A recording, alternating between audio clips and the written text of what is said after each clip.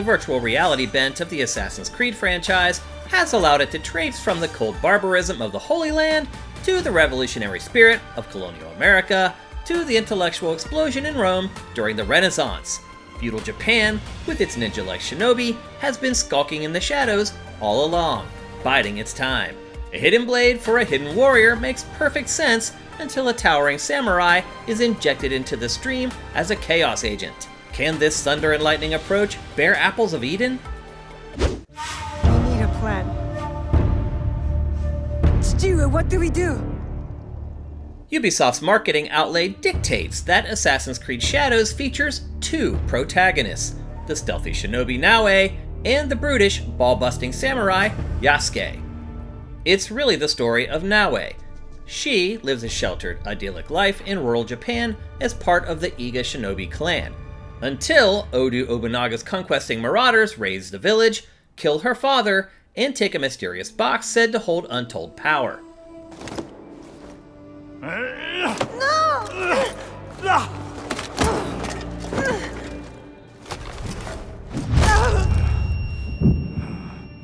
This sends Naoe into a murderous tailspin as she tries to assassinate every person responsible and retrieve the box. Elsewhere, Samurai Yasuke is found floating at sea and made a slave. His captors take him ashore to meet Nobunaga, who takes a shining to him and demands he join his army. Naoe and Yasuke become unlikely allies on a quest of vengeance, discovery, and pointedly, forgiveness. Feudal Japan is high-stakes living. One mistake can cost you your head, or your honor, or both. When people do you favors, they are big favors. Amidst the violence, Naoe finds a new mentor, romance, and a child to nurture. This is the game's Dichotomy, rampant graphic violence at loggerheads with the game's tranquil and meditative tones. Naoe expresses deep concern over her first kill at the game's outset, but then quickly brushes off the world's worst atrocities. She's complicated, and the game mostly provides enough evidence to help her make life and death decisions. There's plenty of those, and your choices are aided by the ability to access a log of the entire conversation. It's a simple but impactful tweak. Naoe and Yasuke eventually form the League of the Hidden Blade, and they need a league because as soon as she crosses one target off her list, 3 more materialize. They recruit like-minded but flawed people to the cause, resulting in some unexpected drama. Unexpected is a great way to describe its plot in general. You'll learn about tea party etiquette, nursing hangovers, and the isolationist thinking that blanketed Japan during the time period. While it is surprising that Yasuke represents so little of the narrative, he's well developed as the gentle giant.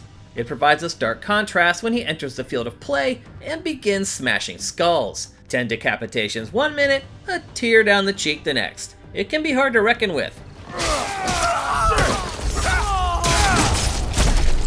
The game also has issues reckoning with both characters. Sometimes you'll have to switch just to have a conversation with an NPC. While both Naoe and Yasuke sometimes struggle to adequately commiserate after devastating events, there's always the next compelling story beat to be the red herring. Assassin's Creed Shadows provides a few surprises for fans, but it's built on enough familiarity that its break-in period is brief. It features a massive, seamless 9-region world that you're free to explore. Once both characters are unlocked, you can swap between Naoe and Yasuke at the pause screen. It takes 5 to 10 seconds to switch, and it does feel longer than it actually is. Both characters share the same overall level, but each has their own set of gear and skill trees for upgrades. Both have a handful of unique skill ladders to unlock that help them maintain a unique identity. If you want to change a character's loadout, you do have to switch to them, which isn't ideal. There's a primary and secondary weapon, the horse, headgear, armor, a trinket, and tools like smoke bombs or kunai throwing knives.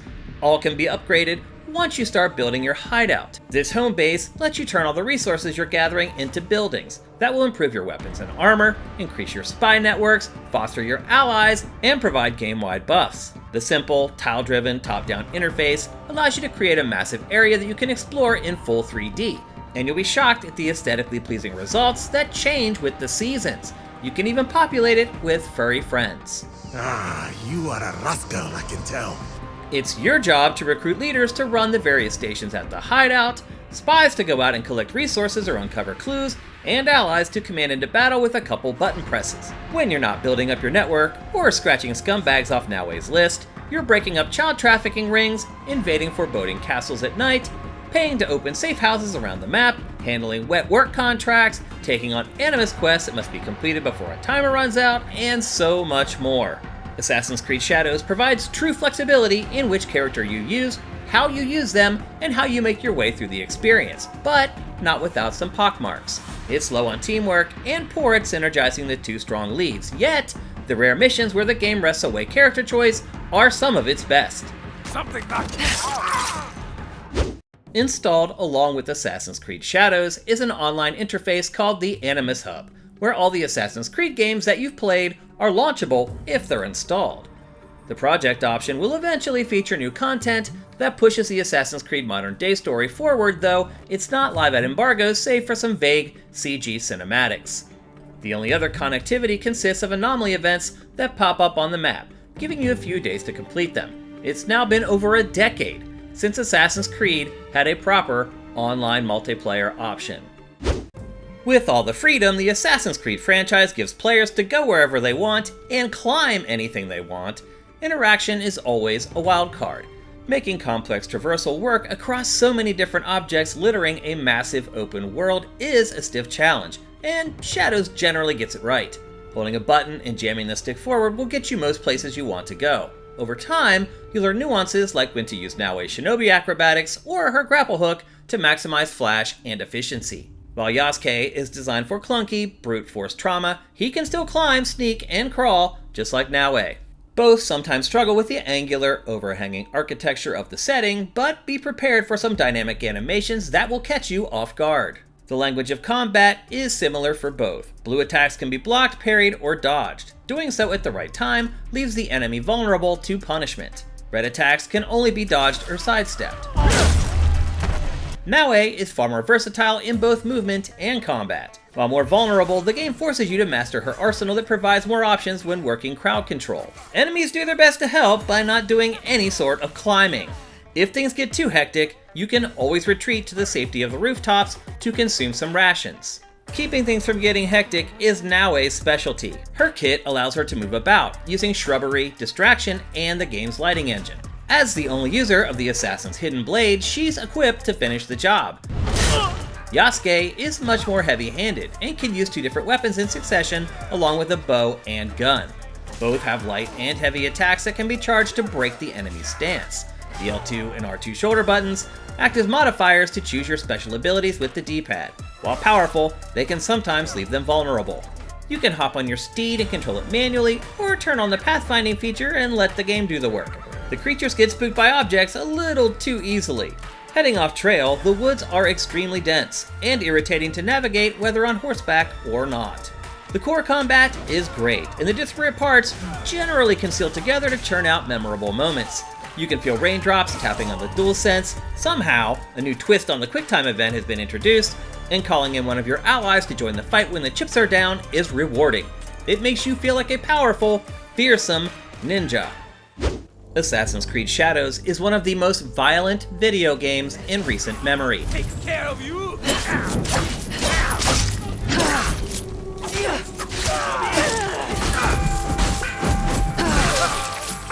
Feudal Japan was not for the weak, or those with weak stomachs. The decapitations per minute quotient is probably a little too high.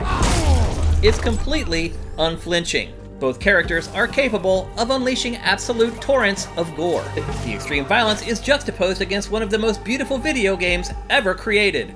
1 minute, fountains of blood are spraying everywhere. The next, the wind is shaking the trees so realistically, you almost cry. The rural setting does get a bit monotonous over time, and the time period means that urban strife and verticality are essentially missing. But the realism is unyielding and worth the commitment. Some character faces are uncanny, the general display is a touch too dark, and there's some slight foliage draw-in, but these are just nitpicks on a stunning visual package that consistently pops.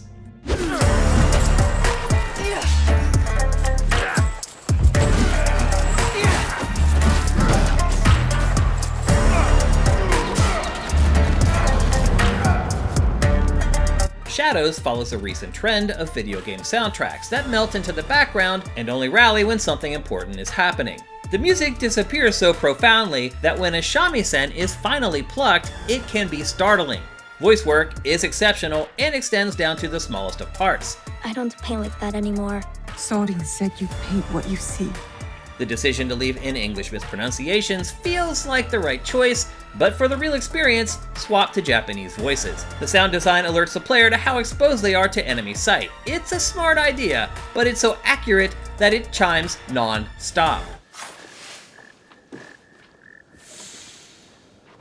The sound of wind whipping through the trees as rain darts sideways is so good, we closed our eyes and just enjoyed it.